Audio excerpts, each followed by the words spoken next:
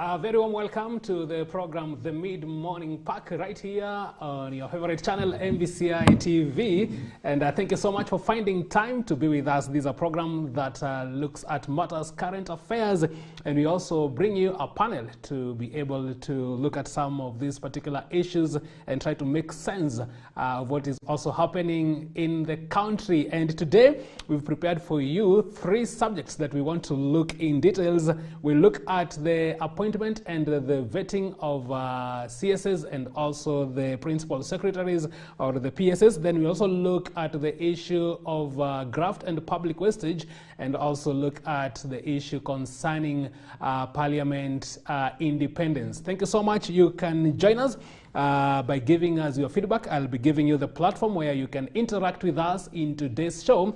But for now, let me bring to you our panel today. And right here on this particular set, I'm being joined by Mwalimu Michael Gasho. He's a leadership and governance consultant. Karibu sana, and thank you so much for having us today. Thank you for having me. Yes, and I'm also having Bwana Cornelius Oduor. He's also a governance and also a policy expert. Karibu sana Bwana Oduor, and thank you so much for making time to be with us on the set. Thank you for having me. Karibu sana. And our viewer, you can join us and you can interact with us in our platform, in our SMS platform, that is 23814, and also on our WhatsApp platform, that is 0721 105 105.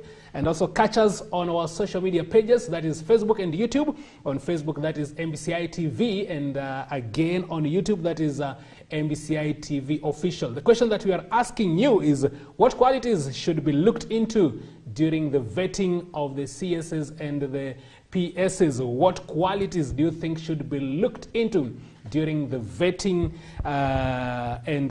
during the vetting of the cabinet secretaries and also the principal secretaries? And as we continue with the show, we'll be glad to sample some of your feedback as far as this particular discussion is concerned. Karibuni sana. Just starting with you, Mwalimu, so much has happened in the course of this week and also last week. But we saw the list that was actually brought out, the list of the principal secretaries.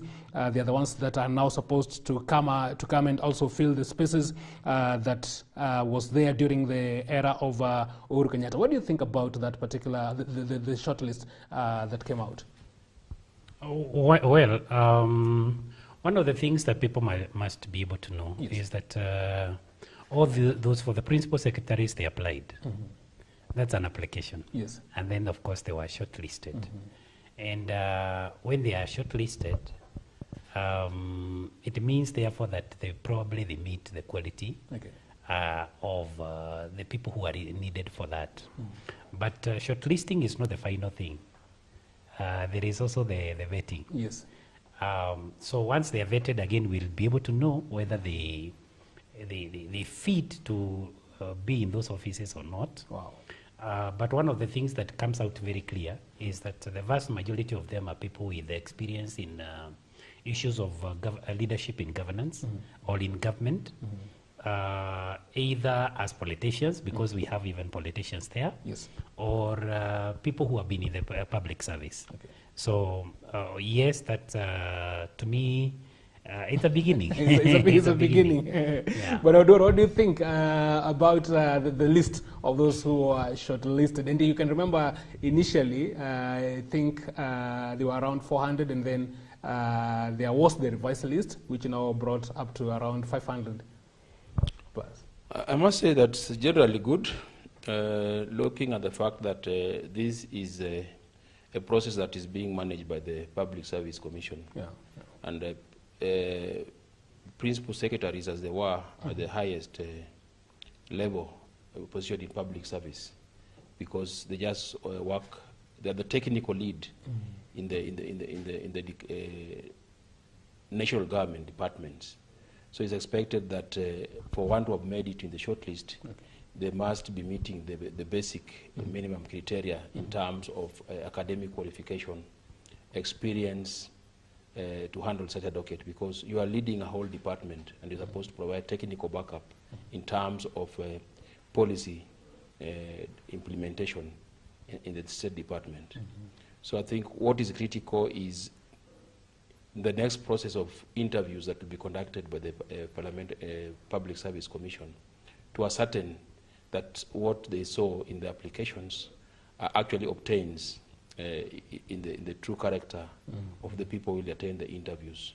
I think it's a good beginning, and how the process will be conducted generally then should enable us to arrive at the most competent and experienced personalities to occupy these positions. Yeah. And looking even at the number, more than 9,000 Kenyans applied for these particular positions, bearing in mind that maybe just paltry 50 that will actually be successful for these particular positions. What do you make of that? It tells you that this position is very attractive in terms of the perks and the kind of reward. I think be appointed a permanent secretary, you will be enjoying a gross salary of close to 1 million Kenya shillings. Okay. And this then becomes one of the top rank paying positions in the country. So I think because of what you are seeing in the private sector and in other sectors, then this position becomes very attractive for anybody who wants to increase or to grow in terms of career, as well as also to improve their pay pack, because I think is almost the highest pay grade in the public civil service. Okay. And one of the other issues, Mwalimu, that brought a lot of reactions and mixed feelings is the issue of those who had lost in the elections, be it in the parliamentary, in the maybe governor, or even in the Senate races, but their names have now been found in that particular shortlisted list.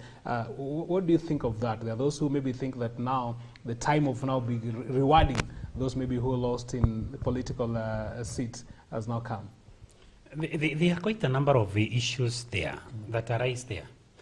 But number one, we must be able to recognize that all those people who contested for positions of leadership were people who are looking forward to serving, from where I see it, there are people who are looking forward to serving the public in one form or the other. And they did not probably fail to get elected, probably not because they were worse off than the person who was elected, but there is a possibility that they were not elected because they were not in the right party. And even though they may have been in the right party, probably there was somebody who was better than them in the eyes of the public. And therefore, from my position, I think it shouldn't hinder any person who has contested for a seat should not be hindered by simply because you failed. You failed to reach the seat, and therefore you should not be considered unless this person, because there is a criteria, and the criteria is set in the Constitution, and nowhere does it say that if at all you have failed to achieve. After all, even some of the people who are standing, they themselves could have failed in several other things, including business, or they could have failed in one way or the other. But so long as that person meets the qualification sets in Chapter 6 of the Constitution, I don't think there is anything to hinder that particular person. Of course, people have a look at it as like, this one here is a political reject. They use the word political reject. But I don't think it is being rejected. As long as we are looking at it as being rejected, that is why we have that. But I think, to me, it is a failure. And people who fail forward, you learn from your failures, and therefore you move on. Some of these people, look at in the past, we could even have looked at some of the presidential candidates, like the late Mwai Kibaki, as a political reject. He tried the presidency and failed. But when eventually he became the president, he delivered. So being a principal secretary or being a cabinet secretary is a public office. And therefore, if some of these people who have been given those positions, they have actually proved worth the call. And that is why I don't think we should look at it like that. What's your take, Bwana Oduor? Because there are those who maybe think that there's so many other Kenyans who would have qualified for those positions, but then just because maybe somebody was supporting the government that is in place, even though they themselves lost in that particular election, that is one of the major considerations that has been made for them maybe to have been put in that particular, or their names to have appeared in the shortlist. I have a different opinion, because if it was the position of the cabinet secretary, fine, these are political appointment. But for the position of the principal secretary, this is a public servant, and I think if you go with the principles of public service, we are supposed to exercise political neutrality. To the extent that some of the candidates might have been very active in the recent elections, portrays some kind of imbalance in terms of their view on issues, and they might inject some, politicize the public service. And that's why, for one to have been very active in political processes, just like in the recent elections, might not be a very good starting point for one who wants to serve in the because they already have, their eyes are already trained on political processes, and public service does not require a lot of political mechanization to run. So because you're going to lead technocrats. So you're saying the PSS should be more of technocrats than politicians, as maybe opposed to CSS? Yes, surely, because for CS, they're just there for policy pronouncement and advising the president who appoints them. But for public principal secretaries, they are working directly with the public servants, the directors, technical people in the departments, and therefore what is required there is technical backup, capacity to administratively manage the departments, as opposed to political clout. Because if you are in this office today and you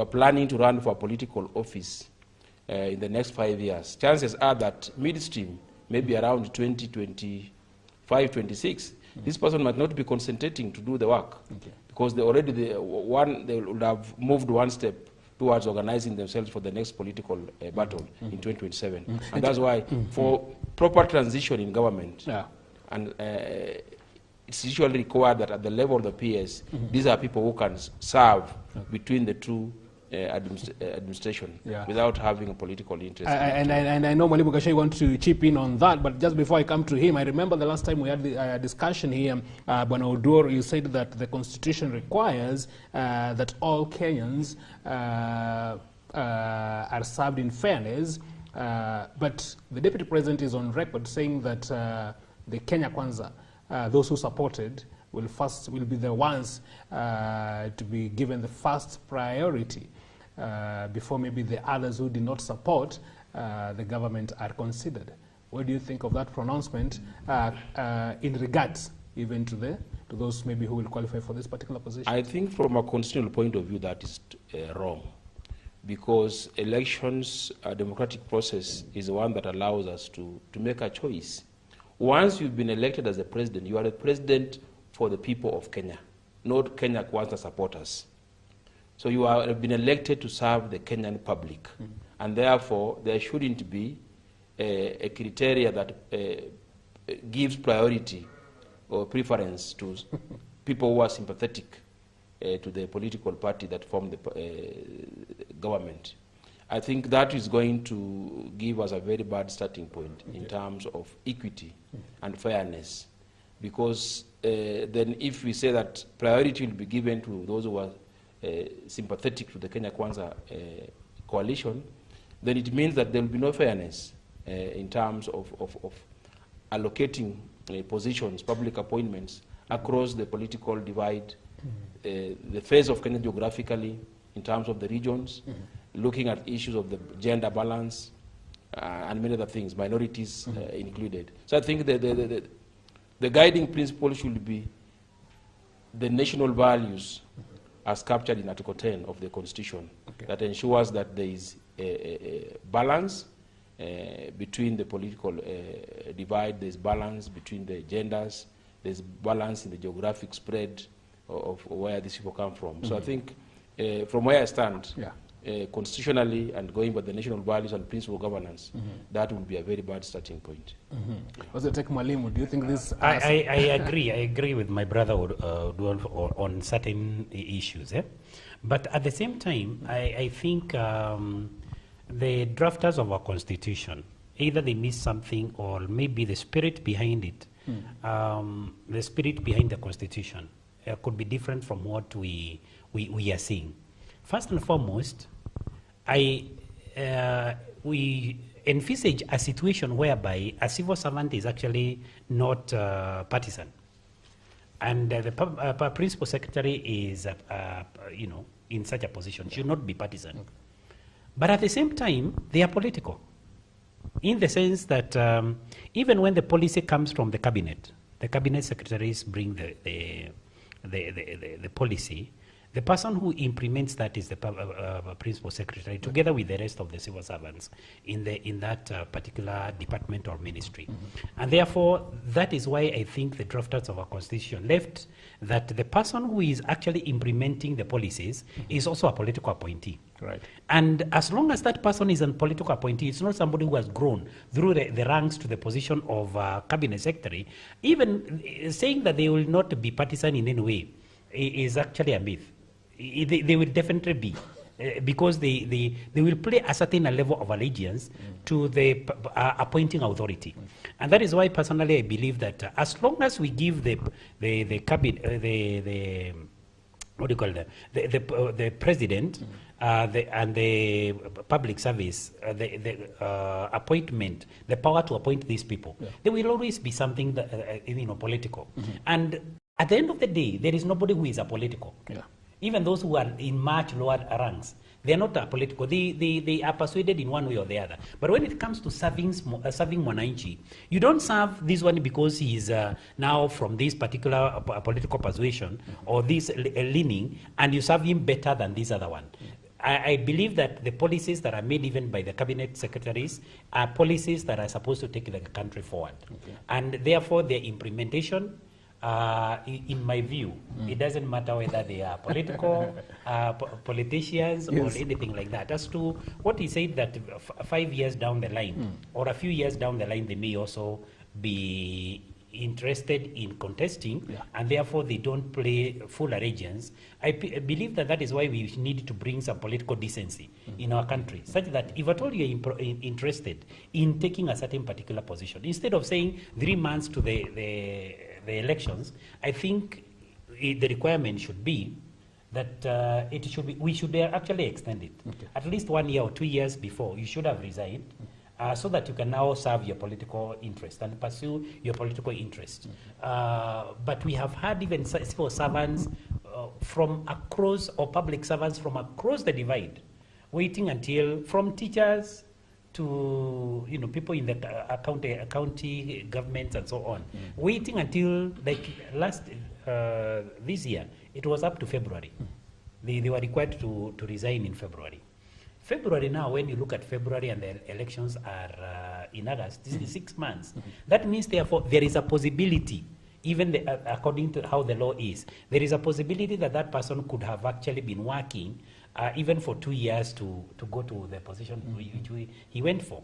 And therefore, to me, whether they are politicians or not, I think the key thing is performance.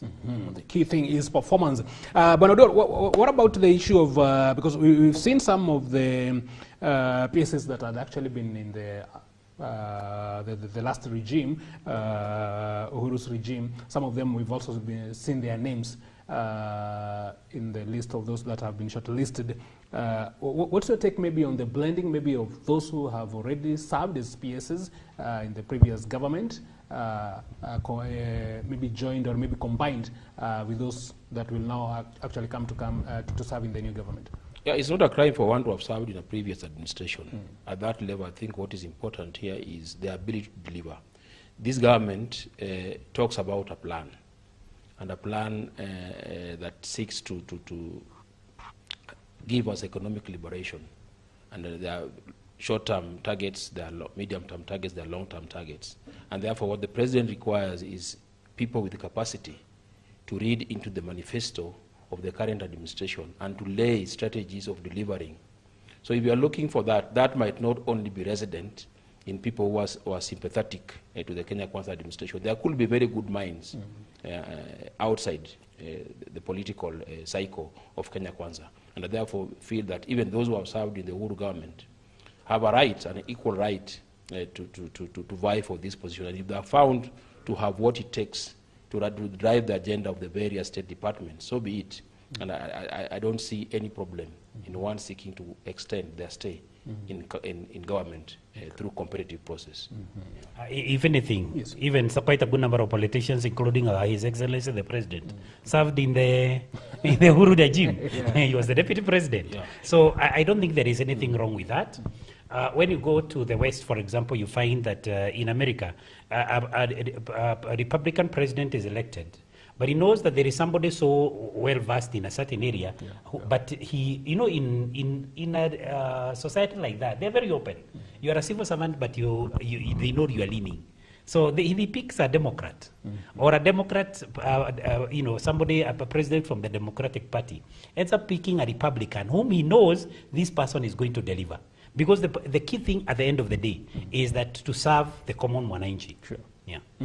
And one of the fears that is out there, Mwalimu Gachagua and also Bwana Odor, and I want us now to look into it because the vetting will start today, the interviews will start today, but there is the notion that those who are already, or those who are going to fill these particular positions, their names have already been decided.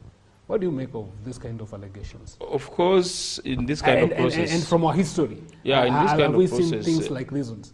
There are always those tendencies for political manipulation and behind the scene lobbying for certain people to be appointed. As in any other political process, that should it even have? Should there be behind the scene lobbying? Of course, for political appointments, that naturally happens.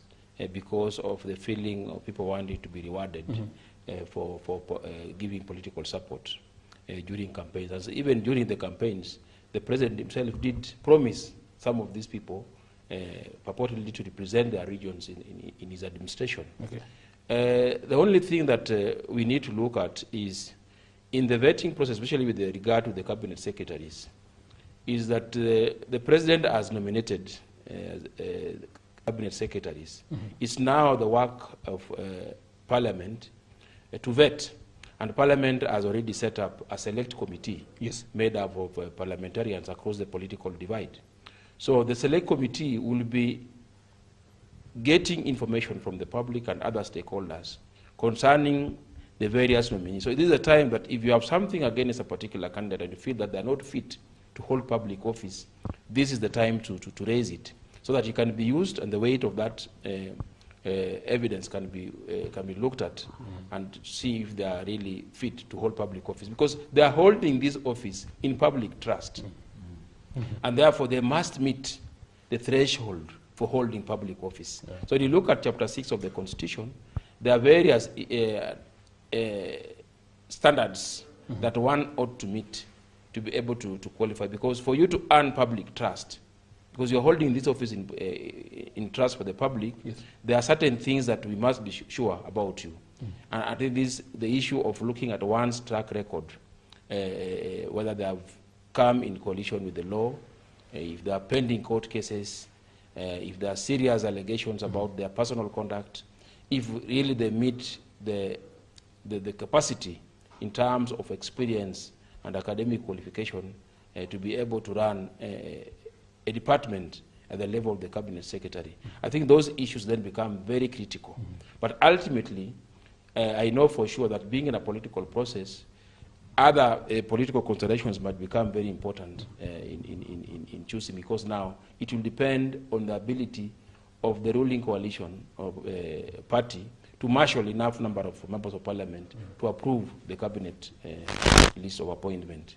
So I think it's a mix of both political lobbying and also looking at the individual character and capability of the nominees. So at this particular stage, Mwalimu, even as you chip in that particular line, what are some of these factors, like what he's talking about, the issue of Chapter 6, because those who have already been selected, those who have already found themselves in the shortlisted, among the shortlisted candidates, some of them have issues as far as matters of integrity is concerned. So when the vetting will be taking place, are we really going to see maybe some of these key issues, matters of integrity, the track record really being an issue to determine who is going to take what position? Definitely they'll be brought out. Some people even, during the vetting process in the past, we have had some things being brought up. But in Kenya, we are yet to have somebody either stepping down and saying, no, I thank you so much for having faith in me, but because I have an unresolved issue, an issue that I have not brought to a logical conclusion, then let me wait until it's dispensed with. But at the same time, we are yet to find a situation, either, especially at the national level, whereby somebody, so many issues come up, and then that person is rejected on the basis of the things that are still there. Now, I was reading a paper by Professor David Minja of Kenyatta University, talking on the issues of corruption, and he says that it looks like even the law itself is made in such a way that, or it has been crafted in such a way that such people can always get away with it. Why? Because even when it came to the elections, you realize that when it came to vetting, as long as you have say, for example, you've been found guilty by a lower court, but as long as you appeal and the appeal has not been dispensed with, then there is nothing to stop you. So these people, they will simply go to to court, or they go to the vetting committee and say this issue, if they have been found guilty by a lower court, they say, I have an appeal that is ongoing. And therefore, that does not in itself prevent them from actually being appointed. But I think in a place where we have decency in politics, as long as you have a pending court case, I personally feel that that person should simply step aside. And that does not mean that you are saying you are guilty. You are saying that there is, because as my brother Odol said, this is an office that requires public trust. And as long as... So that should be personal responsibility. Yes, it should be a personal responsibility, as much as also it is a legal responsibility. But I think it should start with the person. We have people who have been nominated, and those people who have been nominated have serious cases ongoing. Serious cases. I looked at even the parliamentary committee, the business committee that was appointed the other day, or was approved yesterday. And I was looking at a case whereby an MP has a serious case of murder ongoing, but now is a member of that committee. So some of these people seems to be going to those places to protect themselves from that. And you realize that all of a sudden, after the new government has taken place, several cases have simply vetoed out. Others are no longer contesting those cases simply because of that political protection. But I think, in my view, it's a cause for decency. As long as I'm being mentioned in a certain scandal, then, or in a certain crime, why don't I ask that it is be dispensed with as fast as possible, is very expeditiously, so that I can actually now stand there with all confidence, knowing that all those things are behind me. So to me, I don't think we have yet reached a point where there is political decency in this country, unfortunately. And I think it's also a moral question. It's a moral issue, because if I'm appointed and I have pending court cases that cast doubt on my individual social standing in the community, I think the honorable thing is not to seek for this public appointment position, because you don't inspire confidence in holding that office. You'll be distracted by these court cases. So what does it tell about those particular leaders who really know, like Mwalimu has even been pointed, one that has already a murder case, but they are finding themselves... I think it's just an issue of impunity in this country and lack of respect for the rule of law. because at an individual level, you should be able to see that I'm not going to inspire public confidence if I continue in this, serving this position. And such cases, if institutions of governance cannot stop these characters, then it behoves the public to also challenge some of these appointments in court. It doesn't stop us from challenging an individual's appointment to a state office if we feel that they don't meet the threshold for Chapter 6. And I think that's a process that we can challenge individually and even as institutions of governance. In fact, if you look at some of the countries in the West, I remember sometimes back a vehicle having an accident in Brazil and killing, I think, 40 people. And the then Minister for Transport actually resigned. He was not the driver. He was not the mechanic who repaired the vehicle. But he simply says that I cannot preside over a ministry when this is happening. That is the kind of decency we are calling upon. When you look at the Prime Minister of Britain, sometimes back when there was Brexit, and people voted against it. They were not voting against him. They were voting to come out of the European Union. And as soon as they voted like that, because he was of a contrary opinion, he himself was for remaining in the European Union. He simply resigned. It is not because he did anything, but simply decency. That's why we're calling for political decency. Political decency. Yes, because some of these people, as long as you have, I think a murder case, in my view, is a very serious issue. Yes.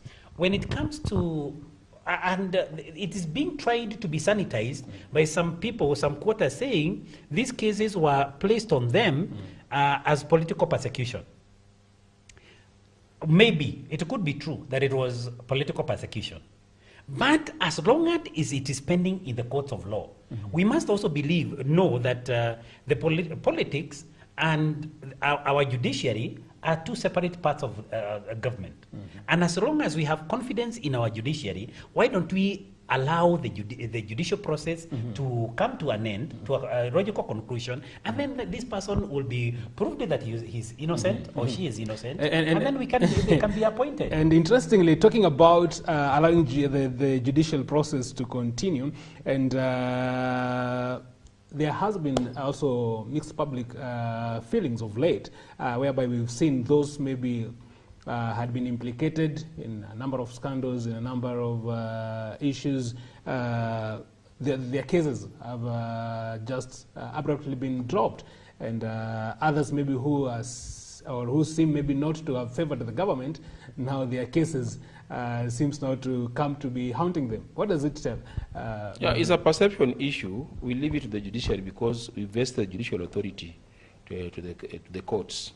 And it's within the province of the courts to decide whether a case should go on. Maybe the timing is what was wrong, and there's this feeling that because of now this new administration, those who are seen to be sympathetic have their cases being dropped, and those who are on the opposing side, their cases have been brought back to court.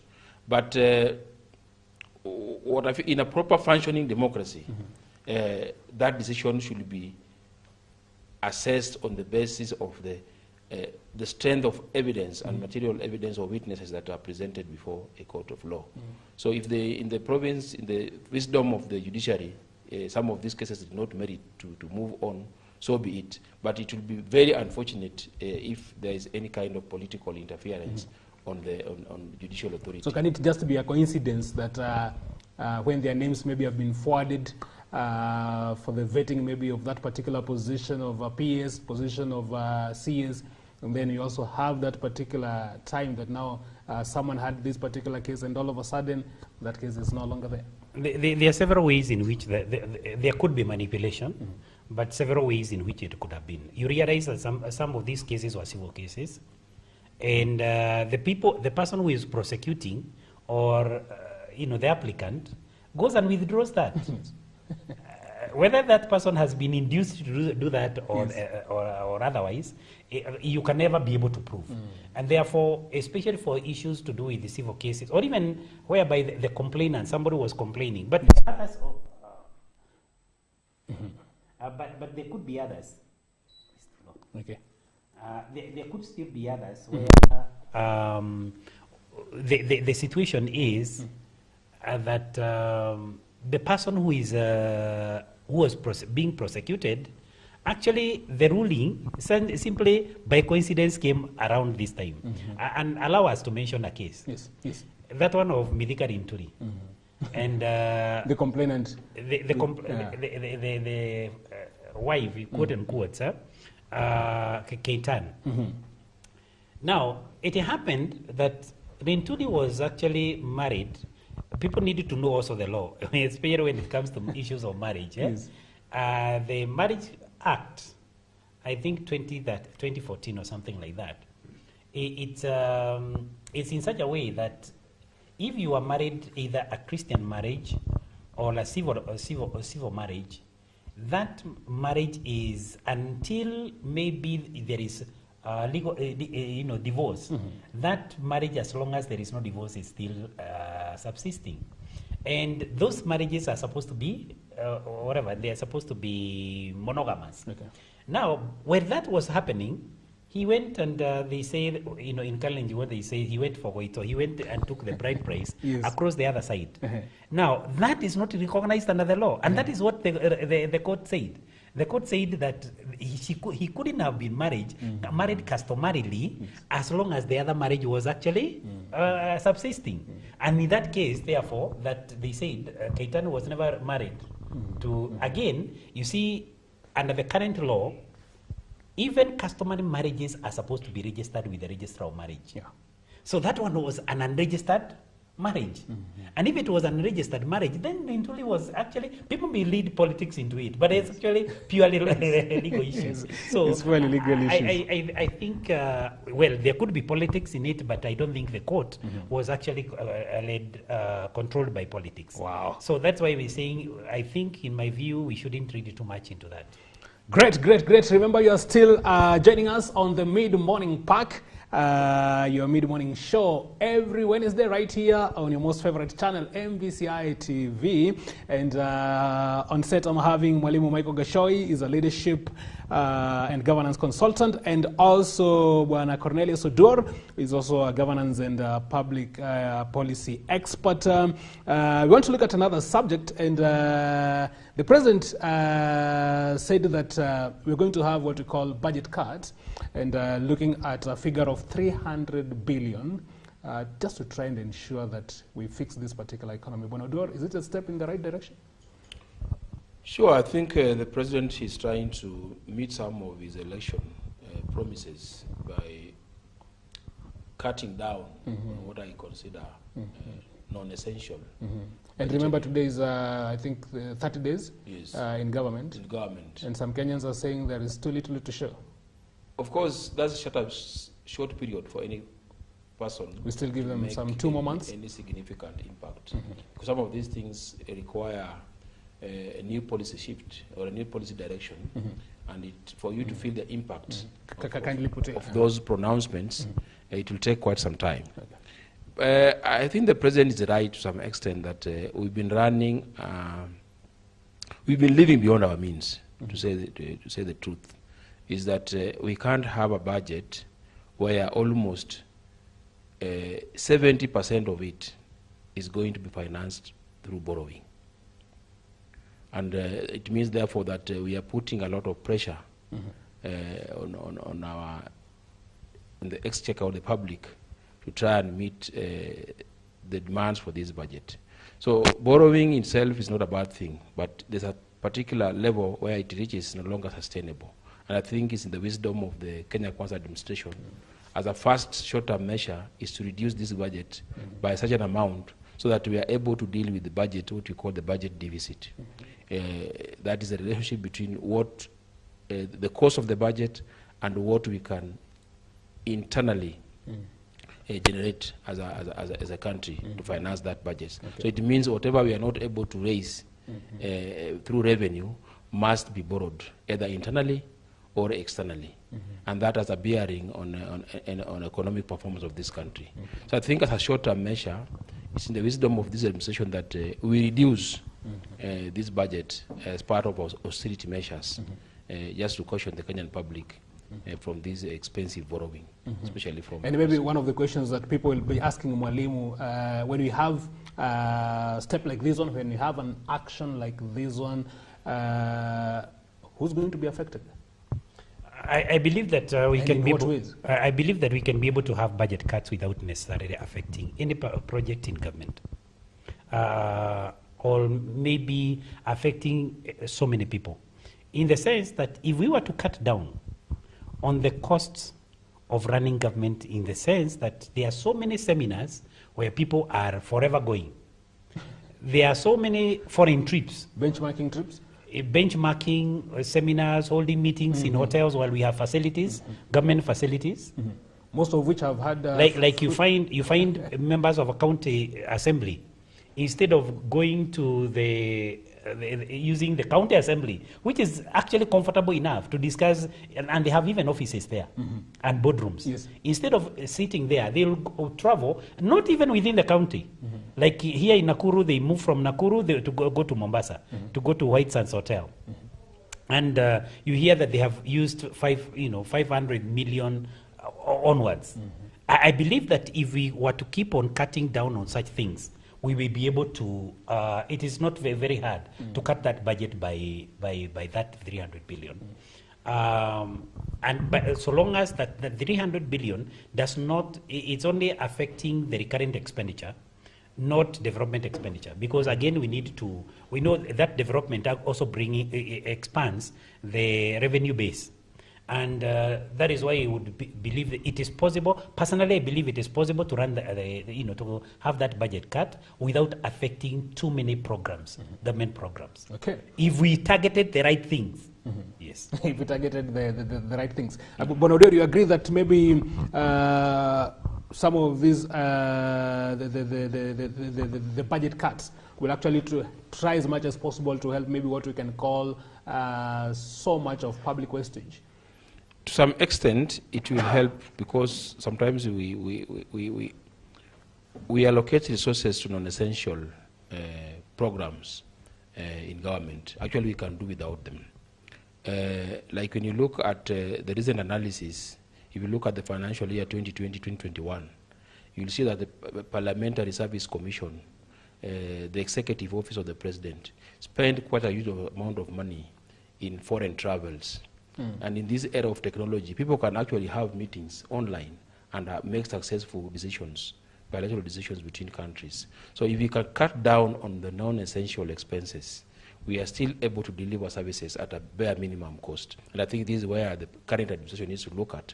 In every department, there are things that can be done at a relatively lower cost without necessarily interfering with the general service delivery.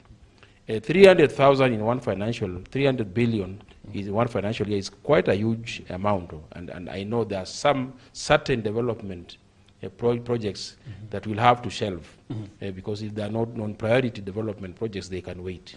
And that will have a bearing in terms of the amount of expenditure that we are going to have public expenditure. And of course, that has a bearing on the performance of the economy because when government spends, private sector thrives because they are the main suppliers of services and goods and services to government. So it will have also a negative impact on the general performance of the economy. But if it's done, it's rationalized properly, I think we can still run a budget less by 300 billion, but still meet the basic requirements in terms of public service delivery. And there is a contradiction. There is a contradiction when we are talking about cutting down on expenditure. But the president also promised the senators that there will be some money for them so that they can be able to carry out their accountability responsibility. Yes. I think that to me is increasing the budget without necessarily something adding value to it. Okay. Because of course it was coming as a clamor because of the clamor by the senators, because when you look at the MPs, the MCAs, they have the ward fund. The ward fund, yeah. When you come to the MPs, there is a CDF, National Government CDF. Now, when it comes to women rep, there is something that we call equalization fund. Okay. So in the political class, the only people who seem to be left out are the senators. But in my view, I think the current constitution, and that is something that people have actually seems not to have understood.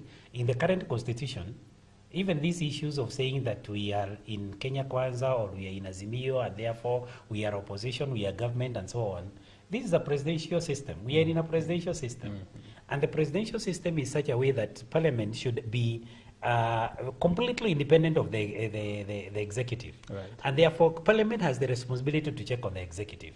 And therefore, I don't think it is right for the executive seems to seemingly trying to meet the ego needs of some people, politicians somewhere, so that you have probably the favorable rulings in parliament or decisions in parliament. I think, to me, or in the Senate for that matter, if we are having austerity measures, can we have them across the board? Let's not, we cannot be at one time be promising that we're going to have a budget cut, but at the same time we are also bringing in another budget, and I don't know whether it will be there in the supplementary budget. We are bringing in something else that will scoop quite some amount of money. I think we need to be honest with ourselves as a country and the leadership also, and we ensure that the things that are being done, they are being done across the board. Very right there. When Odore, as you chip in on that, and Mwalimu has talked about looking at Parliament and playing its role very critically as far as checking the executive is concerned, because there are those who really think that we do not have an independent parliament. There are those maybe who are even questioning the latest ruling that was done by the Speaker. You will chip in on that maybe later on in this particular show. But when you're talking about this budget cut, do you think it should also touch on some of our state officers, some of our public officers, who so many people think maybe they are getting very high salaries? Yeah, I think one of the areas where the current administration should look at is salary cut. And I think the SRC has been very clear that we are living beyond our means in terms of the kind of salaries that we were apportioned or allocated to some of the state officers. And I think a recent review of the allowances by members of parliament was a move in the right direction, though it has been fought seriously by parliament in their first sitting. SRC has done a rationalization and found out that members of parliament don't deserve an allowance for every assignment that are given in parliament. Remember, they have a salary, and therefore it doesn't make sense to pay people sitting allowance to attend parliament for the very, very duties that they were elected to do. And I think even the recent Supreme Court ruling on the CDF is also move in the right direction, because I think through CDF and other funds that are run by political appointees, women rep, MPs, and the MCS, should be abolished, because there's a lot of overlap in the functions or the kind of programs that are being funded by CDF vis-a-vis what should ordinarily be undertaken by county government. So when you're looking at proper budget cuts, it should look at also the structural overlaps in terms of how we manage operations of government, so that there's a clear dichotomy between the functions of the national government and the functions of the county government. I believe there are still a lot of resources that are allocated to parastatals that are within the national state departments that ordinarily should be functions that should be transferred to county government. That will have a bearing in terms of the cost of offering those services, so that those services are properly channeled through county governments, and then we are able to cut down on the operating cost of running these loss-making parastatals. And that really will help in the long term in terms of cutting down unnecessary operational costs. But Mwalimu, it is not the first time that Parliament is interfering with the roles of these independent bodies like SRC. And so many Kenyans feel very disappointed because they look at the MPs and the elected leaders as people just who want maybe to look after their own selfish interests when it comes to matters like maybe taking salary cuts. Of course, one of the things that we must be able to know is that there has been a lot of selfishness on the part of the leaders in this country, not only members of parliament. And I also want to say it is not the first time that we are having austerity measures. You remember sometimes back when the Honorable Uhuru Kenyatta was the Minister for Finance, and he ordered that even the so-called gas guzzlers, the vehicles, these vehicles with the whatever, and he ordered quite a number of Passats, Volkswagen Passats, and that were supposed to be the in thing when it comes to government transport of officers. But along the way, we forgot about that, and it's not. But basically, we are saying there are so many areas which we can have budget cuts, including, in fact, it is simply to look at those budgets and why do you need to transport people to the transport or even entertainment allowance in some of those offices are actually allowances that can bring a lot of development in a ward, or can be able to sink several boreholes in the semi-arid areas. But we are not, we've not been focused. There is a lot of selfishness that comes in.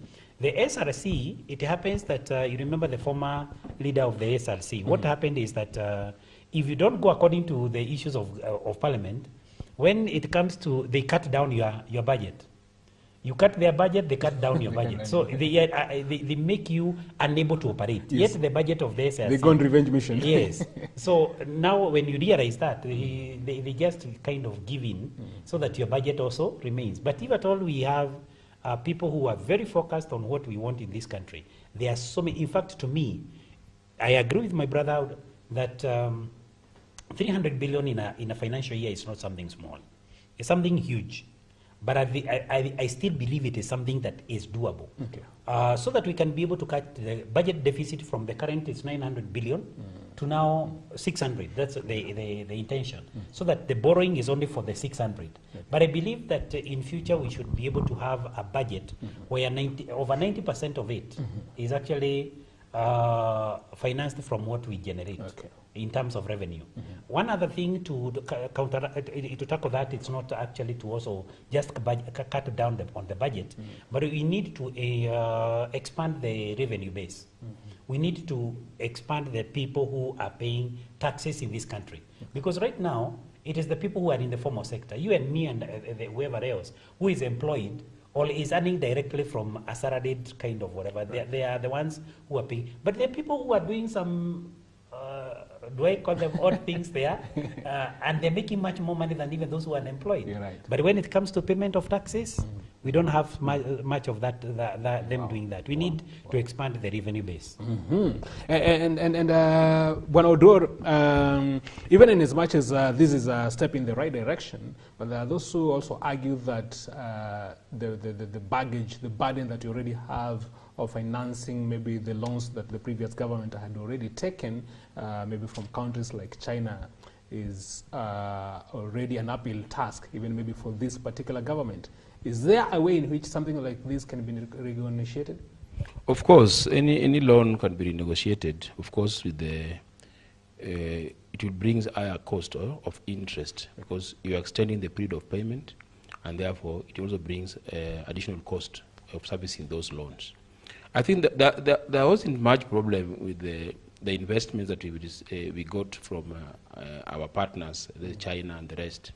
The only problem is that something like SGR, that now is going to be a huge burden on the Kenyan economy. Its rate of returns, turnover has been a bit low.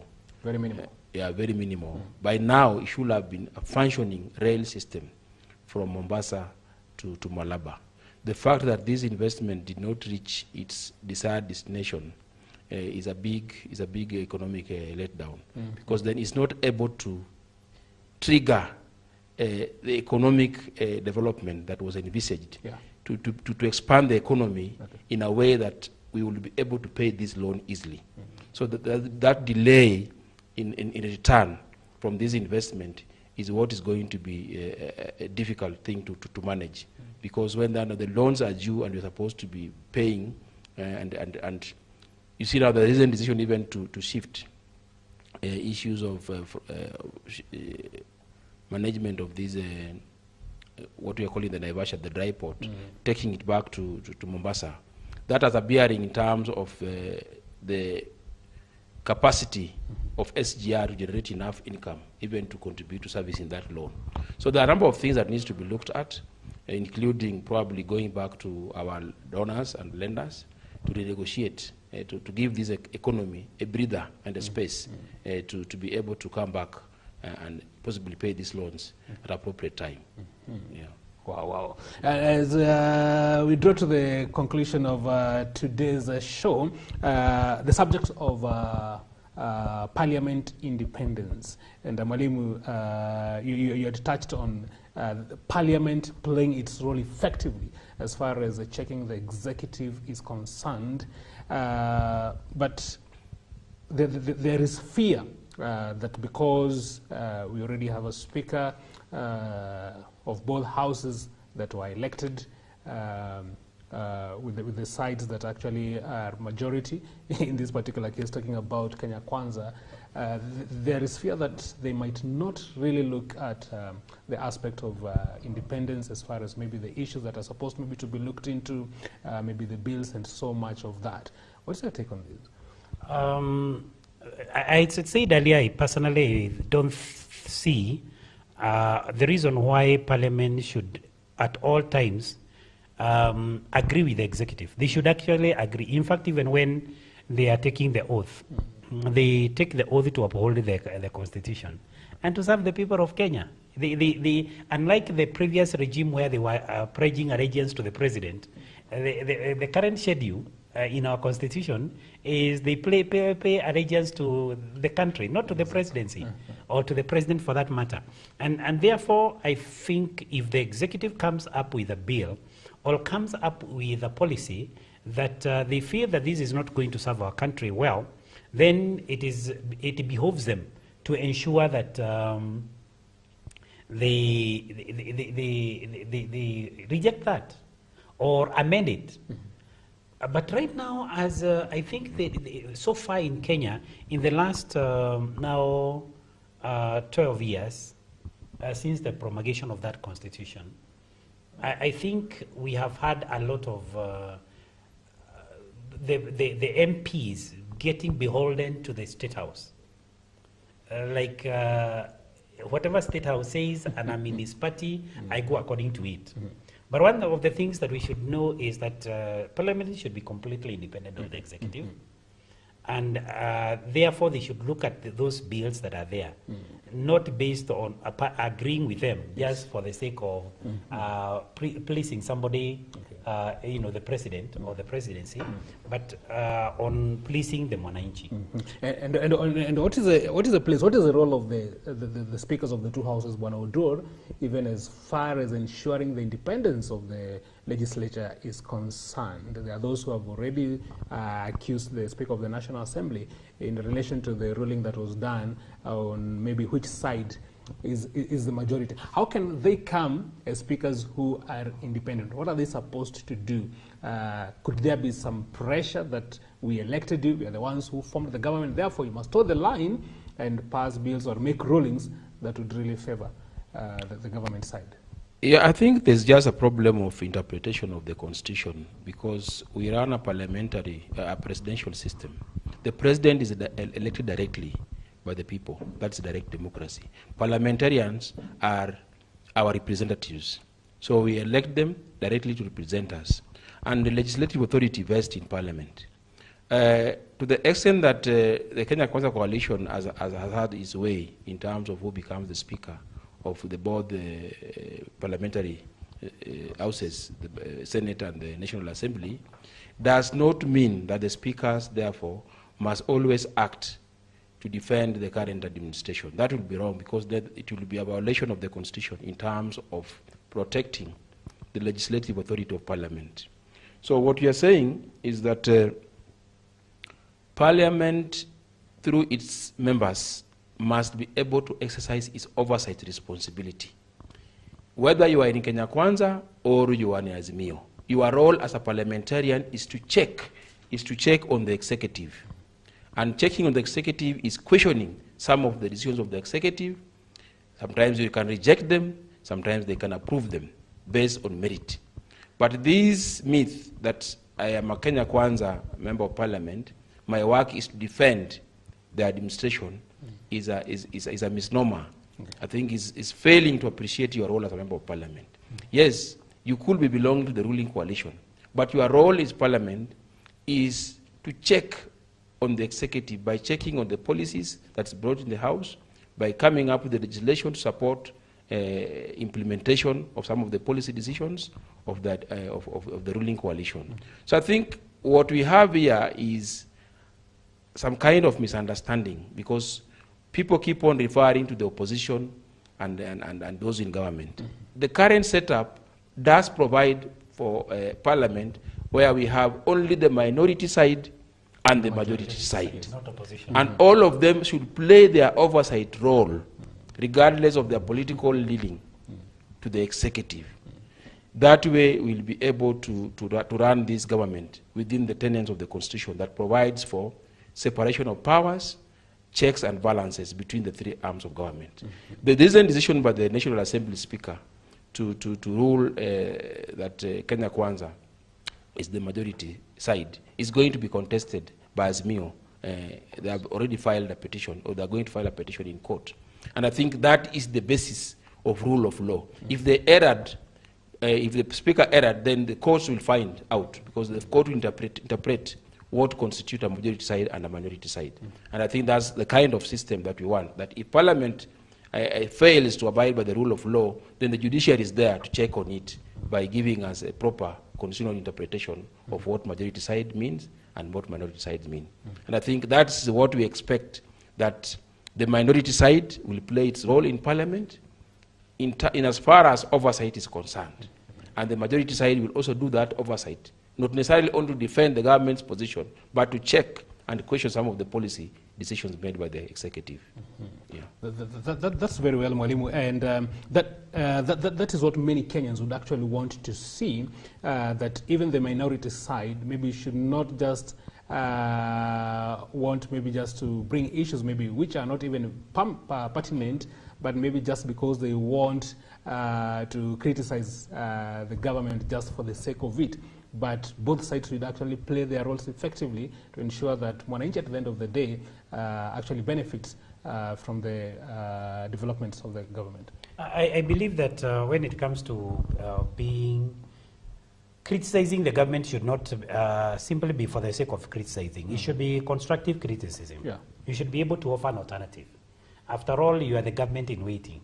You should be able to offer an alternative and say this one here is not right. Like the court will definitely pronounce themselves in the case of the ruling by the Speaker of the National Assembly, but based on just on the face value of it, you realize that if these people signed a document and the document is still existing, in fact, to me, I think the most logical thing would have been these people have defected, but since the 3 months are not yet over, after the whatever, then this is the majority side, a situation which will change in 3 months' time.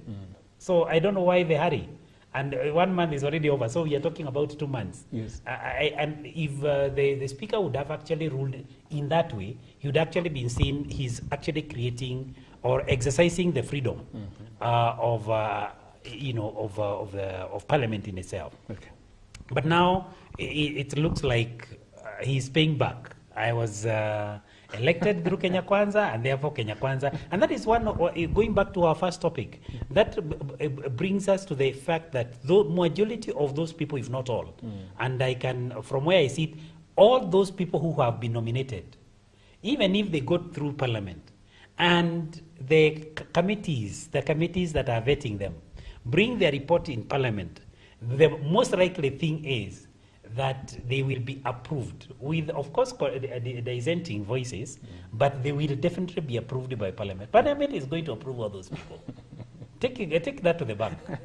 Why? Because people are looking at it instead of looking at is this person, because the reason why there is vetting of these people is to look at critically 2 issues. Number one is, does this person have the capacity? Yes. is he capable? Is he a technocrat in that area? Number two, does this person meet the tenets of chapter 6?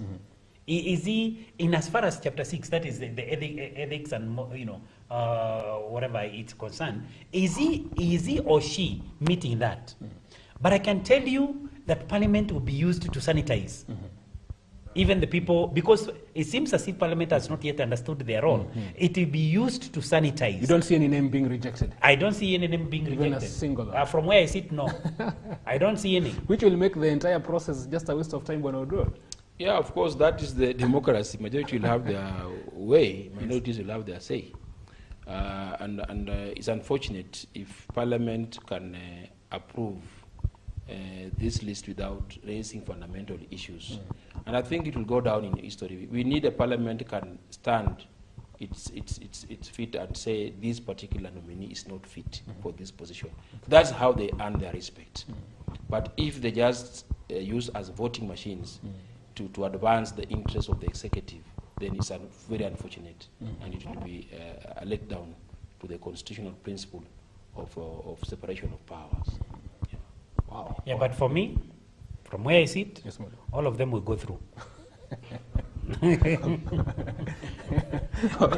will simply be sanitized. Actually, by the few decisions that have been made so far, Yes. you can be able to see how eager some members of Parliament are to vote along their party lines. Yes. And based on that now... So in other words, you're saying the majority, those who are majority in Parliament, will basically approve those names. They will, we will have the minority dissenting in some of the names, but the dissent will not make much difference because the ruling is not by 2/3 majority in Parliament. Simple It's not majority. 2/3, it's simple majority. Simple majority. And as long as it's simple majority, if the threshold would have been 2/3 majority, then I'm very sure even the appointing authorities or the nominating authorities would be very careful to look at these people are really going to go through Parliament. But as long as it is simple majority, my friend, personally I'm counting those people who have been nominated as already counted, the cabinet secretaries. Yeah, I don't foresee a situation where it will be different.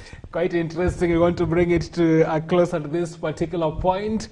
You've been watching the program, The Mid-Morning Pack, right here on MVCI TV, a program that comes to you every Wednesday, 10:30 to 12.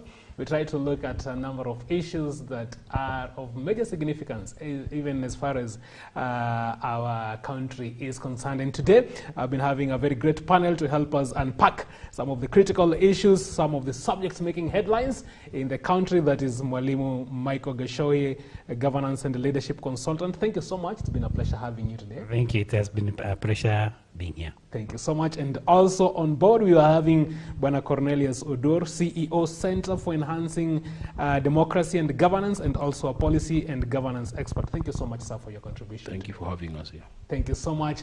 And on behalf of the entire crew that has made today's program a success, we want to wish you a blessed day and enjoy the rest of your viewing. My name is Mangicho Mola.